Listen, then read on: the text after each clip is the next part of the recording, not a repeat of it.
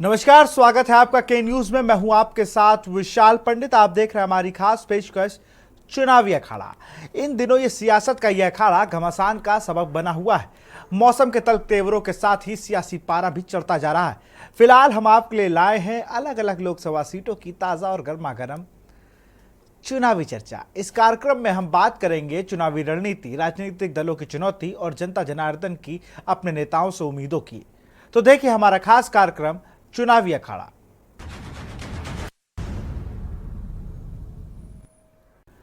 लोकसभा चुनाव के छठे चरण में यूपी की तकरीबन आधा दर्जन सीटों पर मुकाबले की तस्वीर साफ नहीं है। बीजेपी सपा की जहां अग्नि परीक्षा है, तो वहीं अखिलेश के पीडीए फॉर्मूले में कितना दम है, यह भी तय होने जा रहा है। सवाल यह भी है कि बीजेपी के सहयोगी दल कितना फायदा दिला पाएंगे। जौनपुर मछली शहर सीट जीतना बीजेपी के लिए चुनौती है। राजा भैया की नाराजगी बीजेपी पर भारी पड़ सकती है। इस रिपोर्ट को देखिए। साफ नहीं मुकाबले की तस्वीर। लोकसभा चुनाव के छठे चरण की वोटिंग काफी खास है। इस फेज में उत्तर प्रदेश में जिन 14 सीटों पर मतदान हो रहा है, वहां मुकाबले की तस्वीर बहुत साफ नहीं है। इसमें कुछ सीटें ऐसी हैं जहां सियासी पंडित भी नहीं समझ पा रहे हैं कि किस जाति का वोट किसको जाएगा। छठे चरण में सुल्तानपुर, प्रतापगढ़, इलाहाबाद, फूलपुर, अंबेडकर नगर, श्रावस्ती, डुमरियागंज, बस्ती, संत कबीर नगर, लालगंज, जौनपुर, मछली शहर, भदोही और आजमगढ़ में वोटिंग। बीजेपी एसपी की अग्नि परीक्षा। आपको बता दें कि छठे फेज में राजा भैया और धनंजय सिंह की हनक और रुतबे की तो परीक्षा है, जबकि भारतीय जनता पार्टी और समाजवादी पार्टी की रणनीति की अग्नि परीक्षा भी मानी जा रही है। अखिलेश का पीडीए फॉर्मूला और बीजेपी की जातिगत आधार पर बनी पार्टियों का सहयोग कितना काम करता है, ये भी पता चलेगा। इसके अलावा इस फेज में बीजेपी की दिग्गज लीडर मेनका गांधी, जगदम्बिका पाल, दिनेश लाल यादव निरहुआ, कृपाशंकर सिंह की प्रतिष्ठा दांव पर लगी है। अखिलेश के पीडीए फॉर्मूले में कितना दम। छठे चरण में उत्तर प्रदेश की जिन सीटों पर मतदान हो रहा है, करीब हर सीट पर पिछड़ी जातियों के वोट प्रभावी हैं। कई सीट ऐसी हैं जहां अल्पसंख्यक यादव और अन्य पिछड़ी जातियों के वोट का बड़ा हिस्सा है। आजमगढ़ में अखिलेश का यादव और मुस्लिम समीकरण कितना काम करता है, ये देखने लायक होगा। आजमगढ़ से बीजेपी की ओर से भोजपुरी स्टार निरहुआ और अखिलेश यादव के चचेरे भाई धर्मेंद्र यादव का मुकाबला है। ये सीट समाजवादी पार्टी का गढ़ रही है। पिछली बार उपचुनाव में निरहुआ ने बीजेपी के टिकट पर यह सीट समाजवादी पार्टी से छीन ली थी। सुल्तानपुर, प्रतापगढ़, इलाहाबाद, फूलपुर, अंबेडकर नगर, श्रावस्ती, डुमरियागंज, बस्ती, संत कबीर नगर, लालगंज, जौनपुर, मछली शहर, भदोही और आजमगढ़ सभी सीटों पर पिछड़ी जातियों की अहम भूमिका है। यही कारण है कि अखिलेश के पीडीए फॉर्मूले की अग्नि परीक्षा तय है। बीजेपी के सहयोगी दल कितना दिला पाएंगे फायदा। वहीं छठे चरण में जिन सीटों पर चुनाव होने जा रहा है, उन पर बीजेपी के सहयोगी पार्टियों की प्रतिष्ठा और भविष्य दोनों दांव पर है। सुभाषपा निषाद पार्टी और अपना दल के मुखिया अपनी जाति के वोटों को दिलाने के नाम पर ही सत्ता सुख भोग रहे हैं। सुभाषपा अध्यक्ष ओम प्रकाश राजभर और निषाद पार्टी के अध्यक्ष संजय निषाद उत्तर प्रदेश सरकार के मंत्री हैं। इसी तरह अपना दल की मुखिया अनुप्रिया पटेल केंद्र में मंत्री हैं और उनके पति आशीष पटेल उत्तर प्रदेश सरकार में मंत्री हैं। गोरखपुर से इलाहाबाद तक राजभर, निषाद और पटेल जातियों की मौजूदगी इन सभी सीटों पर निर्णायक है। वहीं मेनका गांधी के सुल्तानपुर में हार जीत निषाद और पटेल वोटों की बड़ी भूमिका होगी।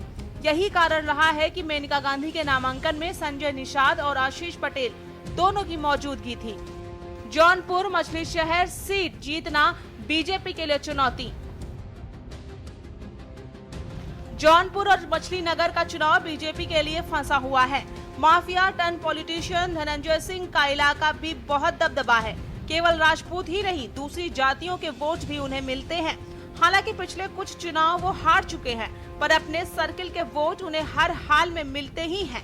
इसलिए जौनपुर और मछली शहर में अगर बीजेपी जीतती है तो उसमें उनकी बड़ी भूमिका हो सकती है। अगर हारती है तो यही कहा जाएगा कि उनका जादू नहीं चला। जौनपुर लोकसभा सीट पर एनडीए और इंडिया गठबंधन के बीच मुकाबला है। एनडीए की तरफ से बीजेपी ने पूर्व मंत्री कृपाशंकर सिंह को उम्मीदवार बनाया है, जबकि समाजवादी पार्टी ने पूर्व मंत्री बाबू सिंह कुशवाहा को मैदान में उतारा है। फिलहाल जिस तरह संजय सिंह बीजेपी के लिए खुलकर बैटिंग कर रहे हैं, उससे सब कुछ साफ है। अब देखना है कि जौनपुर और मछली शहर सीट बीजेपी के खाते में डालने में कितनी मदद कर पाते हैं। मछली शहर में बीजेपी ने मौजूदा सांसद बीपी सरोज को उम्मीदवार बनाया है। बीपी सरोज के पास जीत की हैट्रिक बनाने का मौका है। सरोज पिछले 10 साल से सांसद हैं। साल 2019 में आम चुनाव में सरोज को सिर्फ 181 वोटों से जीत मिली थी। समाजवादी पार्टी ने 3 बार सांसद रहे तूफानी सरोज की 26 साल की बेटी प्रिया सरोज पर भरोसा जताया है। जाहिर है कि इस बार बीजेपी के लिए यहां का चुनाव आसान नहीं है। धनंजय सिंह की प्रतिष्ठा यहां पर भी दांव पर रहेगी। राजा की नाराजगी बीजेपी पर कितनी भारी? छठवें चरण के चुनाव आने तक भारतीय जनता पार्टी के लिए बुरी खबर ये रही है कि कुंडा विधायक और जनसत्ता दल के अध्यक्ष रघुराज प्रताप सिंह उर्फ राजा भैया बीजेपी से नाराज हो गए। हालांकि उन्होंने कहा था कि वो किसी भी दल के साथ नहीं रहेंगे, पर जिस तरह उन्होंने उत्तर प्रदेश के एंटी इनकम्बेंसी की बात की, जिस तरह केंद्रीय मंत्री अनुप्रिया पटेल ने बयानबाजी की, उससे तो यही लगता है कि बीजेपी के खिलाफ बैटिंग कर रहे हैं। फिलहाल इस चरण की कम से कम 4 सीटों पर प्रतापगढ़, श्रावस्ती, भदोही और इलाहाबाद में उनका प्रभाव है। इन सीटों पर उनके एक इशारे पर कई हजार वोट प्रभावित हो सकते हैं। चुनाव परिणाम बताएंगे कि इन चुनावों में उनका कितना जादू चला है। स्पेशल डेस्क के न्यूज इंडिया।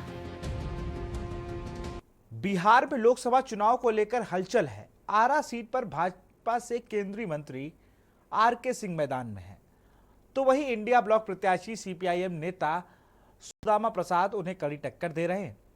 यहां संविधान, रोजगार और महंगाई के मुद्दे पर बहस जारी है। इस रिपोर्ट को देखिए।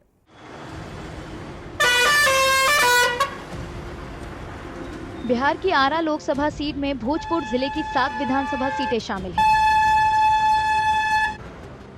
आरा लोकसभा सीट में आने वाले जगदीशपुर इलाके में कभी रणवीर सेना का दबदबा था। रणवीर सेना 1990 के दशक के बीच में अगड़ी जातियों, खासकर भूमिहर जमींदारों ने वामपंथी गुटों से मुकाबले के लिए बनाई थी। बीजेपी ने इस सीट से केंद्रीय मंत्री आरके सिंह को फिर से उम्मीदवार बनाया है। वे 2014 और 2019 में आरा सीट से जीते थे।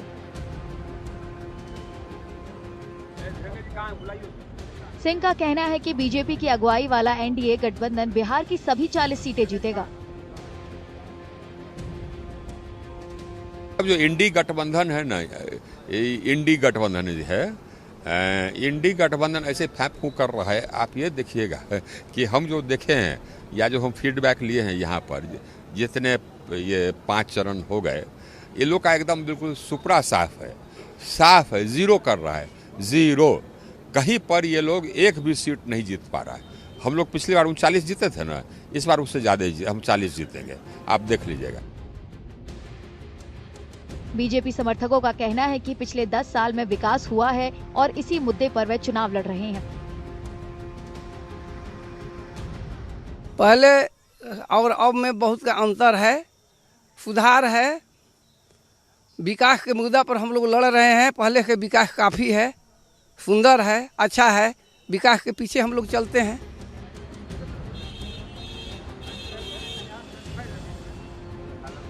उधर आरके सिंह के खिलाफ खड़े इंडिया ब्लॉक के उम्मीदवार सीपीआईएमएल के नेता सुदामा प्रसाद कहते हैं कि बीजेपी संविधान को खत्म कर देगी।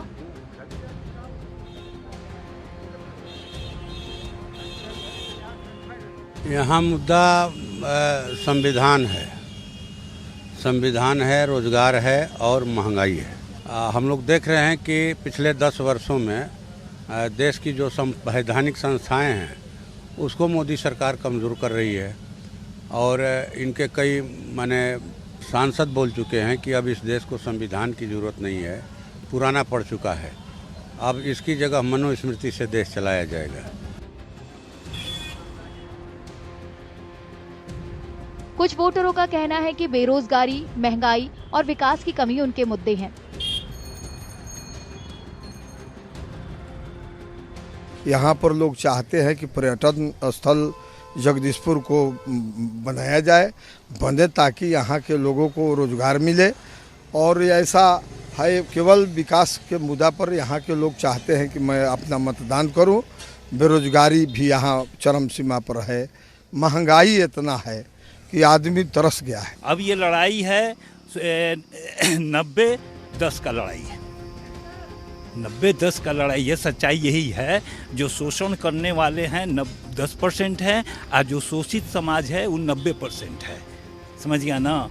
और ये 10 बरस से लोग उबे हुए हैं। वो झूठ जो सेंटर की गवर्नमेंट जो झूठ बोलता है वो सब कोई जान रहा है। आरा समेत बिहार की 8 लोकसभा सीटों पर 1 जून को वोट डाले जाएंगे।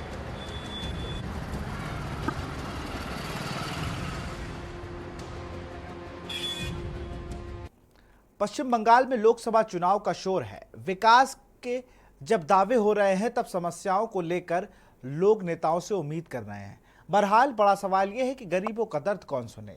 दरअसल खड़गपुर झुग्गी वासियों में बदहाली को लेकर बेचैनी है। वो नेताओं से बदहाली दूर करने की गुहार लगा रहे हैं। बस्ती को नियमित करने की मांग तेज हो गई है। इस रिपोर्ट को देखिए।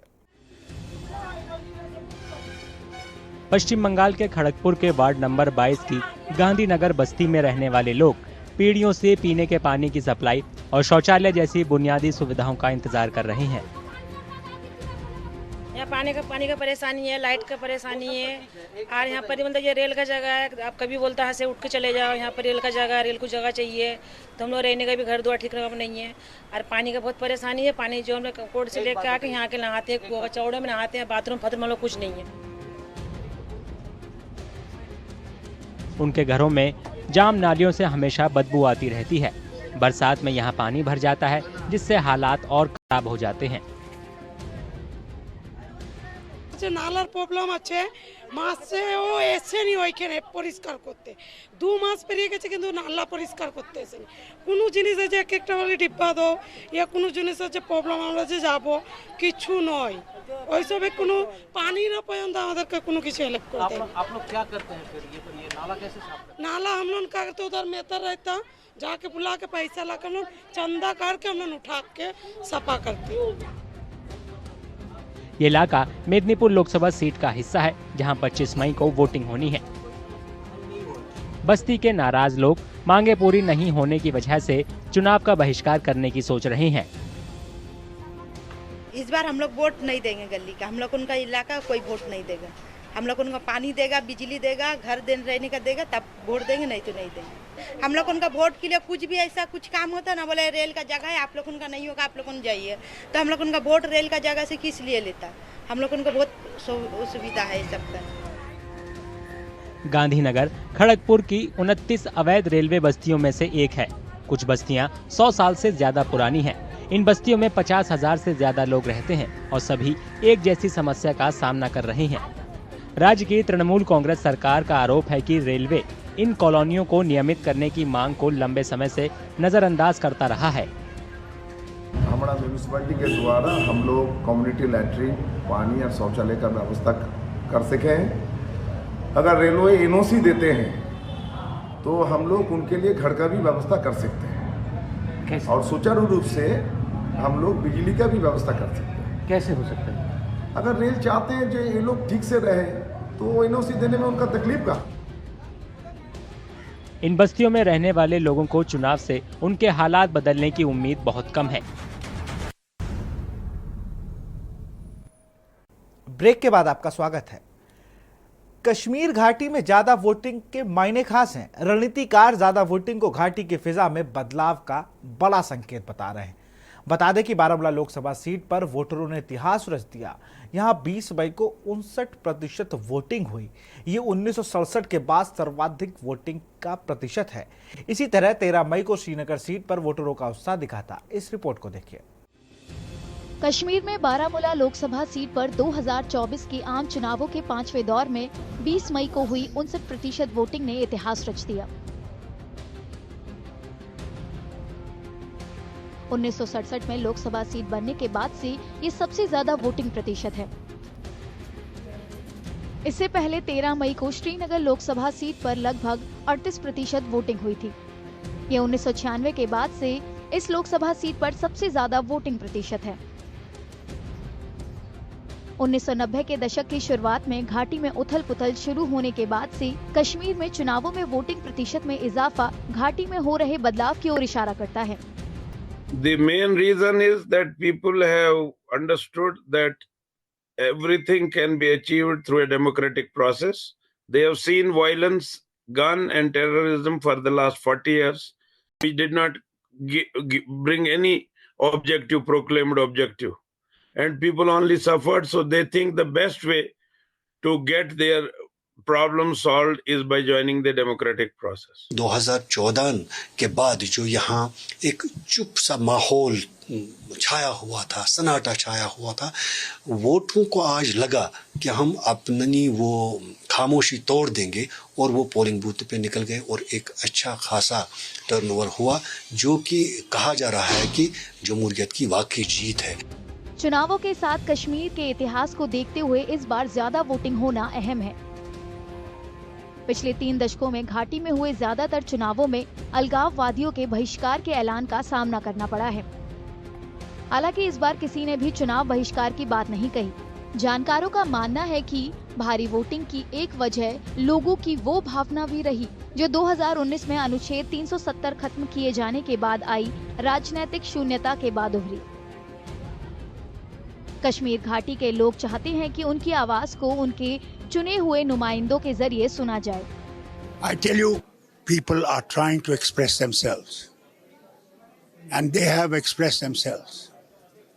They have not agreed to what happened in 2019 August. अधिकारियों का मानना है कि वोट देने वालों की बढ़ती तादाद उत्साह बढ़ाने वाला है। उनके मुताबिक ये कश्मीर के सुरक्षा हालात में आए सुधार को भी दिखाता है। कैंडिडेट्स और पॉलिटिकल पार्टीज भी जो है वो कैंपेनिंग पूरे एरियाज में नहीं कर पाती थी। कैंडिडेट की संख्या भी कम रहती थी और कैंपेनिंग भी नहीं कर पाते थे। अभी आपने देखा कि अनंतनाग में 20 कैंडिडेट है, श्रीनगर में 24 कैंडिडेट और कल जहां वोट हुआ वहां 22 कैंडिडेट। मतलब 20 से ज़्यादा कैंडिडेट्स मुझे नहीं लगता पहले कभी इतने बड़े पैमाने पर उन्होंने शिरकत की होगी। इन सब चीज़ों के चलते जो 3-4 सालों से एक नॉर्मल सी चल रही है, लोग उसको महसूस कर रहे हैं। बारामूला लोकसभा सीट पर सोमवार को हुई वोटिंग के बाद नेशनल कॉन्फ्रेंस के उपाध्यक्ष और पूर्व मुख्यमंत्री उमर अब्दुल्ला, अलगाववादी से नेता बने सज्जाद लोन और आवामी इत्तेहाद पार्टी के नेता और पूर्व विधायक अब्दुल रशीद शेख उर्फ इंजीनियर रशीद समेत 22 उम्मीदवारों की किस्मत ईवीएम में लॉक हो गई। दिल्ली के पीतमपुरा के एक रेस्टोरेंट ने ऐलान किया है कि वोट देकर उंगली पर अमिट स्याही दिखाने वालों को 25% की छूट दी गई। रेस्टोरेंट के ये लोगों को वोट डालने के लिए प्रोत्साहित करने की कोशिश है। इस रिपोर्ट को देखिए।